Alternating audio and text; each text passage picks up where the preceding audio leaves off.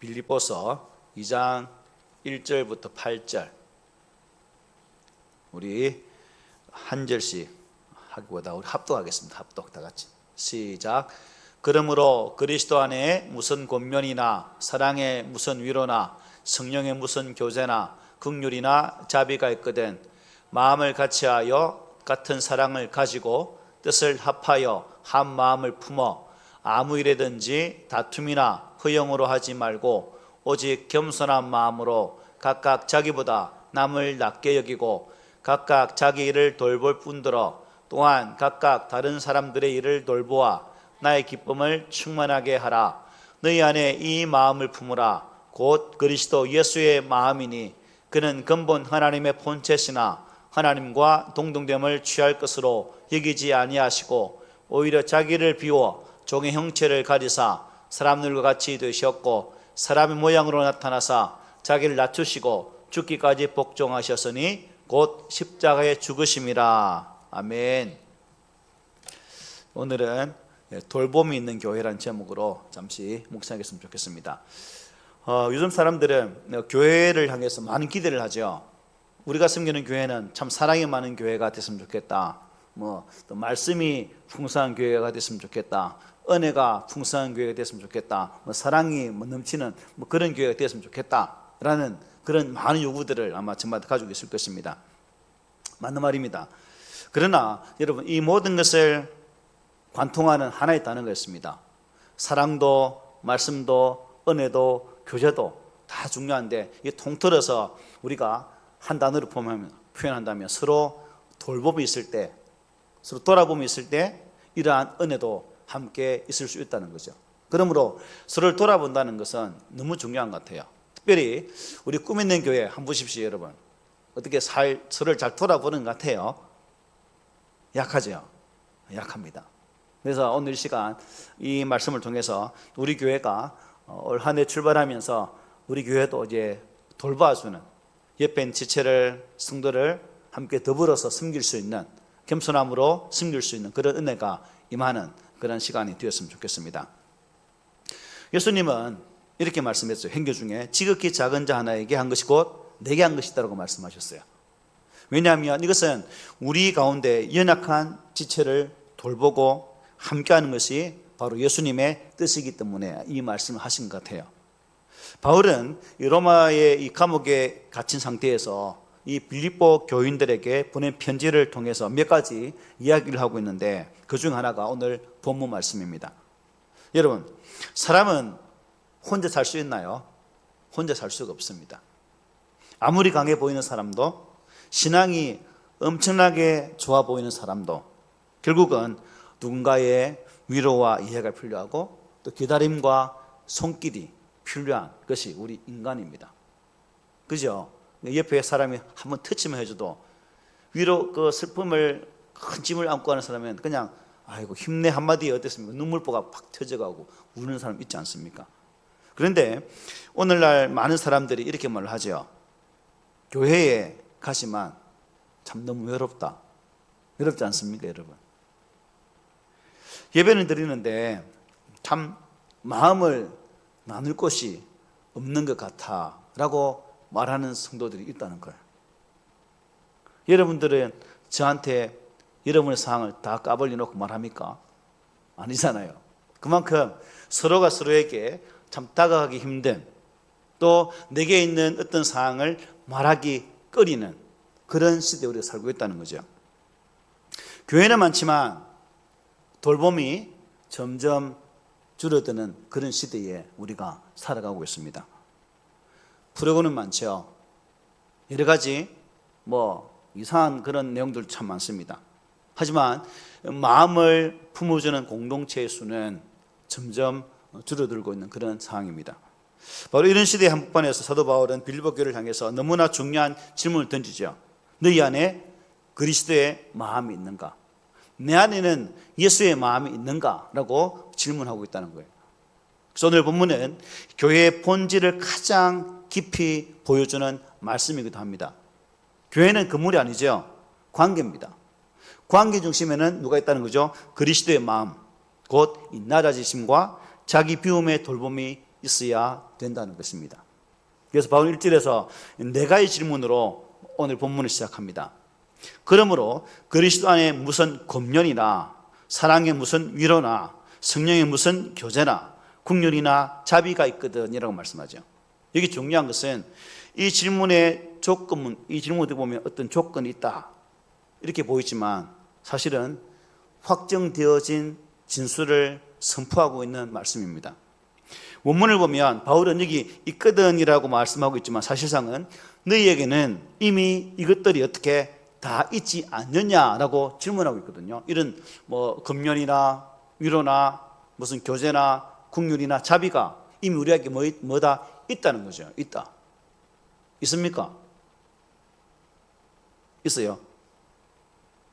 우리는 그리스도 안에서 이미 권면을 받았습니다. 우리는 사랑으로 위로를 경험합니다. 우리는 성령 안에서 서로 교제를 나누고 있는 거죠. 우리는 국률과 자비를 받은 성도들입니다. 그러니까 이 돌봄은 우리가 만들어내야 하는 어떤 윤리가 아니라 이미 받은 은혜의 결과를 함께 나누는 것이라고 볼 수 있죠. 너무 중요한 거죠.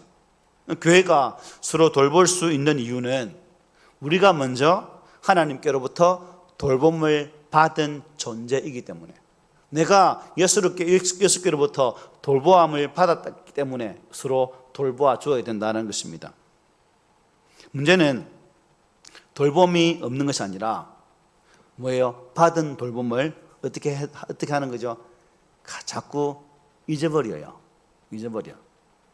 하나님께서 나를 얼마나 오랫동안 기다려 주시는지, 얼마나 많이 참아 주시는지, 얼마나 깊이 이해해 주시는지를 잃어버린 채 살아간다면 우리는 이 돌봄을 우리 또한 잊어버리고 살아갈 수밖에 없다는 것입니다. 이것이 오늘 우리가 이 기도의 시간에 드려야 할 기도 제목이죠. 주님, 내가 얼마나 큰 돌봄을 받은 존재인지를 다시 기억나게 해달라는 외침이 오늘 이 밤에 있기를 소망합니다. 바울께서 이렇게 말합니다. 마음을 같이하여 같은 사랑을 가지고 뜻을 합하며 한 마음을 품어라고 말하죠. 여기서 말하는 같은 마음은 성격이 같다는 뜻도 또한 생각이 똑같다는 뜻도 아닙니다. 여러분, 사람이 가장 실천하기 힘든 것 가운데 하나가 뭐예요? 아마도 다른 사람을, 그 마음을 이해하는 것일 수도 있습니다. 여러분, 평생을 같이 사는 부부도 이해가 되던가요? 안 돼요. 안 됩니다. 그런데 하물며 각각 다른 환경 처지에 살던 우리가 교회라는 곳에서 예수 때문에 만나서 서로를 이해한다? 이것 또한 쉽지가 않다는 거죠. 그런데 오늘 본문은 마음을 같이 하라고 권면하고 있고 우리에게 이것을 말씀해 주고 있습니다. 단순히 마음을 같이 하는 것이 아니라 같은 사랑을 가지고 뜻을 합하고 한 마음을 품어라. 기도합시다라고 했는데 한 마음 품으라고 했는데 한 마음이 안 되니까 이 기도의 자리가 안 채우는 거죠. 그죠? 한 마음 되보세요. 한 미터 무릎도 안 나오지. 교회는 그야말로 다양한 사람들의 모임입니다. 나이도 다르고 신앙 깊이도 다르고 삶을 살아가는 속도도 방향도 다 달라요. 그런데도 교회가 하나 될 수 있는 이유는 뭘까요? 같은 방향을 바라보는 사람들이 모여 있는 곳이다. 그 방향이 누굽니까? 예수 그리스도 아닙니까? 주를 바라보는 사람들이 모여 있는 곳이기 때문에 우리는 그분으로 말미암아 같은 마음을 품을 수가 있다는 거죠. 세상에는 기준이 없죠. 그러나 교회는 기준이 있습니다. 예수. 그러므로 저와 여러분들이 그 예수를 바라볼 때 같은 마음을 품게 되는 것이고 그 같은 마음으로 함께 더불어 돌아볼 수 있는 그런 공동체가 될 수 있다는 거죠. 그래서 돌봄이 있는 교회는 누가 옳은가를 먼저 묻지 않습니다. 누가 더 아픈가를 먼저 묻게 되는 거죠.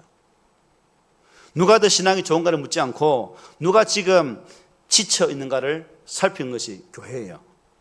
같은 사랑을 가진다는 것은 예수께서 우리를 대신하셨던, 우리를 대하셨던 그런 방식으로 서로를 대하는 것입니다. 판단보다 이해를, 비난보다는 기다려줄 줄 아는 그런 마음, 그리고 무관심보다는 다가가서 관심을 보이는 그러한 모습, 이것이 돌봄이 있는 교회의 참된 모습이다는 것입니다. 바울은 이제 3절 4절에서 아주 직실적으로 다시 말씀을 전합니다. 우리 함께 읽어보겠습니다. 3절 시작.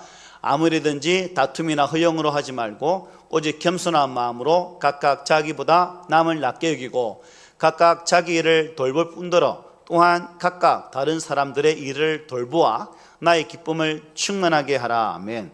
여러분, 서로 돌아보는 것이 깨어지는 이유가 뭘까요? 돌아보는 것이 박살나는 이유가 뭐라 생각합니까? 돌아보는 것이 잘 되지 않는 이유가 뭐라 생각합니까? 나 중심적인 삶을 살기 때문입니다. 내 기준, 내 감정, 내 상처, 내 억울함, 나를 강조하면 결코 돌아볼 수 없는 거죠. 그래서 우리는 교회를 씁니다고 열심히 땀 흘려 수고하면 어떤 생각이 듭니까? 왜 나만 고생해? 나만 고생하는 것 같아. 이런 생각이 든다는 거죠. 왜 아무도 이 내 수고하는 내 마음을 알아주지 않지? 그 사람이 그지? 왜 내 마음을 안 알아주지? 왜 저 사람은 하나님을 보면서 왜 저렇게 행동하지? 같이 하면 좋겠구만 라는 생각들이 있다 없다? 있다는 거예요.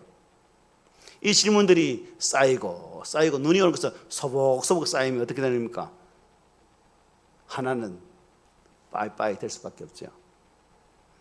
계속 쌓이면 쌓일수록 아픔의 크기만 커져간다는 겁니다. 그래서 바울은 사절에서 어떻게 말했습니까? 자기를 돌보되 뭐예요? 다른 사람의 일도 뭐하다? 돌아보라고 말하고 있습니다. 내 일도 보겠지만 다른 사람이 어떻게 사는지를 한번 돌아보자는 겁니다. 여기 돌보다는 말은 단순한 간섭이 아닙니다. 마음을 쓰는 것, 짐을 함께 지는 것을 의미해요. 그래서 오늘 이 말씀 앞에서 우리 자신을 정직하게 한번 돌아보았으면 좋겠습니다. 나는 교회 안에서 누구의 짐을 함께 지고 있는가? 아니면 나의 짐만 알아주기를 바라고 있지는 않은가? 교회의 모든 십자가는 내가 다 지은 것 같아. 너무 어깨가 무거워. 왜 사람들은 왜 나를 알아주지 않는 것일까? 그래서 오늘 본문은 결국 겸손이죠. 자기보다 남을 낮게 여기는 그 마음, 이것이 있을 때 우리 안에 돌아볼 수 있는 그 여력이 생겨날 수 있다고 말씀하고 있습니다. 그리고 5절에 보면 이제 바울은 이 교회의 모든 돌봄의 기준을 한 분에게 집중시킵니다. 우리 5절 함께 읽어보겠습니다. 시작. 너희 안에 이 마음을 품으라. 곧 그리스도 예수의 마음이니. 아멘. 예. 예수에게 집중되고 있다는 거죠. 그리고 이어지는 말씀 쭉 보면 우리가 잘 아는 예수님의 자기 비움의 말씀이 등장합니다. 예수님은 하나님과 동등되신 분이지만 동등될 것으로 여기지 아니하셨다. 그분은 그 자리를 붙잡지 않으셨다. 오히려 자신을 비우시고 종의 형체를 입으시고 우리 가운데 오셨다는 말씀이 이어지는 말씀이에요. 이처럼 돌봄은 위에서 내려오는 은혜라고도 볼 수 있죠. 높은 자리에서 명령하는 것이 아니라 낮은 자리로 내려가서 함께 하는 것이 돌보는 것이다. 예수님은 우리를 아주 멀리에서 동정하지 않으셨죠. 우리의 아픔 한가운데로 들어오셔서 우리를 만져주셨고 우리를 회복시켜 주셨고 우리의 마음을 치유해 주셨습니다. 그리고 우리 눈물을 다 닦아주셨고 결국은 그분은 십자가를 지고 가장 큰 사랑을 우리에게 허락해 주셨습니다. 그래서 교회의 돌봄은 바로 이 예수님의 방식이죠. 문제 해결보다는 함께 뭐예요? 아파하는 것. 함께 아파하는 것. 정답을 제시하는 것보다는 함께 우려주는 것. 이것이 교회가 돌아볼 수 있는 힘이라는 거죠. 그래서 오늘 우리가 회복해야 할 돌봄에도 이러한 희생적인 모습이 우리 가운데 있기를 소망합니다. 끝으로 8절에서 바울은 이렇게 말하죠. 사람 모양으로 나타나서 자기를 낮추시고 죽기까지 복종하셨으니 곧 십자가에 죽으심이라. 이 돌봄에는 언제나 비용이 들죠, 여러분. 시간이 들고 마음이 쓰이고 때로는 오해를 받기도 합니다. 그래서 돌봄은 선택이죠. 십자가를 선택하느냐 그냥 다 포기해버리고 편안함을 선택하는가. 선택의 순간이라는 겁니다. 오늘 이 시간이 바로 이것을 결단하는 그러한 시간이 되었으면 좋겠습니다. 주님, 나를 통해 누군가를 돌보시기를 원하신다면 제가 십자가의 길을 외면하지 않겠습니다 라고 고백한 그런 고백. 돌봄이 있는 교회는 여러분 완벽한 교회가 아닙니다. 그러나 서로를 포기하지 않는 교회죠. 서로의 인약감 속에서도 그리스도 그 마음으로 다시 손을 내미는 교회가 건강한 교회고 튼튼한 교회인 거죠. 교회는 경쟁하는 공동체가 아니라 돌보는 공동체입니다. 성숙한 교회는 여러분 문제 없는 교회가 아니라 그 문제 속에서도 서로를 품는 것이 성숙한 교회의 모습이에요. 질시하고 서로 투기하고 그런 모습 아니라는 거죠. 그래서 오늘 기도에서 우리가 이렇게 기도했으면 좋겠습니다. 주님, 제 마음에 다시 그리스도의 마음을 부어주십시오. 나의 돌봄의 대상에서, 나를 돌보는 대상에서 타인을 돌보는 통로로 쓰임받기를 원합니다. 우리 교회가 상처 입은 자들이 쉬어갈 수 있는 그러한 공동체가 되게 해 주옵소서. 그리고 이 기도가 우리의 삶 속에서 우리 교회의 문화가 되게 해 주십시오라는 그러한 외침이, 그러한 강구가 있기를 바랍니다. 그래서 돌봄이 있는 교회, 그곳에는 반드시 예수 그리스도의 뭐가 나타날까요? 향기가 나타나게 되어 있습니다. 여러분들이 예수님의 향기를 나타내는 그러한 돌봄의 주체로 쓰임받는 복 있는 성도가 되시기를 오늘 말씀으로 부탁을 드립니다. 아멘.